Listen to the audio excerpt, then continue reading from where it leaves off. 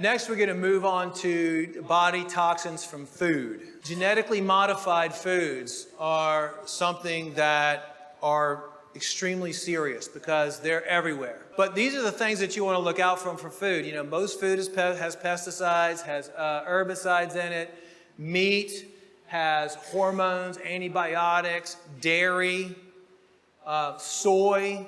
You know, soy is high in phytoestrogens. Most of it's genetically modified, but we have a major hormone disruption syndrome going on in the United States, and some of that's due to soy. White flour, table salt, MSG, which just makes everything taste better, gluten, microwaved foods. I mean, the Russians actually outlawed microwaves in the 70s because they were so bad.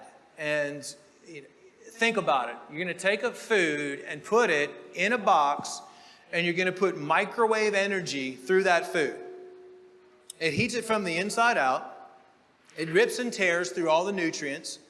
So you could put a hamburger in the microwave and take a hamburger out of the microwave, and it might look like a hamburger, smell like a hamburger, but what it is radiated toxic mass that you're putting inside your system. So really, what you want to do is you want to have live food instead of dead food. Anything that's dead doesn't have a life force to it as opposed to live food. Daily toxins from food, maybe 200,000. Here's what's happening with GMOs. I mean, we've made a big stride with genetically modified organisms, but it's really scary because the Bt toxin is actually engineered into plants, and it's called the Bacillus thuringiensis. And what it is, it's a bacteria. It's actually a pesticide, insecticide bacteria. But the plants are manufacturing it now, and so how it's designed to work is when the bugs come on the plants and they eat the plant or the apple or whatever, it produces the Bt toxin. They get it in their body, and it ruptures their stomach and intestinal lining, and it blows up, and the bug dies. So they don't have to use a bunch of pesticides and insecticides.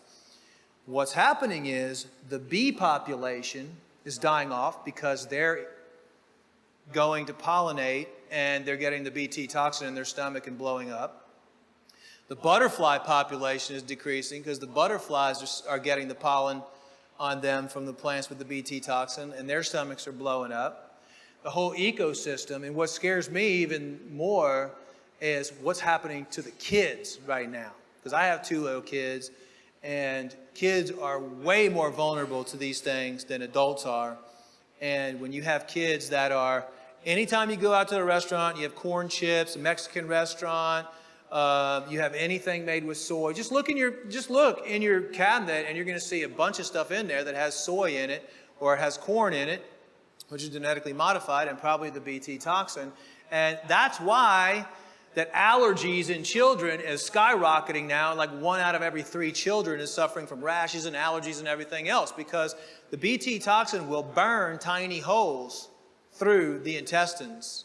And then you will get severe leaky gut syndrome, and all of these particles and toxins will leak into the bloodstream and cause an immune reaction immediately. It'll cause the immune system to attack it. So 80% of processed foods right now contain GMOs. And the GMO plants that don't have the Bt toxin are requiring more pesticides and insecticides, and it's really, really damaging the world. And, you know, we have a lot of videos and a lot of research on that. If anyone's interested, to just contact us and we'll provide that information.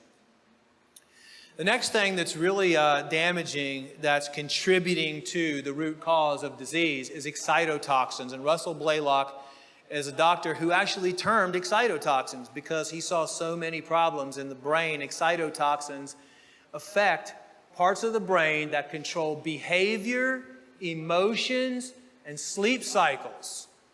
Okay? Guess what? Artificial sweeteners, food dyes and colorings, extremely toxic. Have you ever had your kid go to a party and most of the food dyes are in all the different types of food for kids.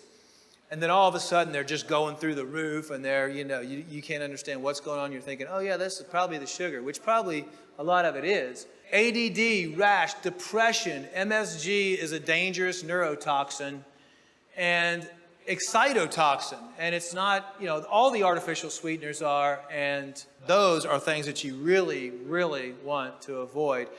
You know, all the medications that are prescribed for emotional disorders or whatever you have really are not necessary, because these are all the things that are causing those conditions. You know, when you go into the doctor and say, I'm depressed, the doctor's now saying, okay, are you eating excitotoxins? Are you exposing yourself to heavy metals? You know, all the things that are going to cause malfunction in the brain tissue that are going to cause your depression and your anxiety and everything else. That's why also you see the kids on Ritalin and Adderall and all these drugs. There was such a demand from people to take MSG off that they just, the FDA and the USDA allowed the companies, the big lobbyists, to use and hide MSG under a bunch of different terms. Have you ever seen hydrolyzed vegetable protein on your label and thought it was okay? What about hydrolyzed plant protein? That sounds good. Sodium caseinate, calcium caseinate, textured protein, natural flavoring. This is everywhere. They really get by with the natural flavoring. Chicken flavoring, soy protein, whey protein concentrate, you know. Those are all the different terms and more that they hide MSG.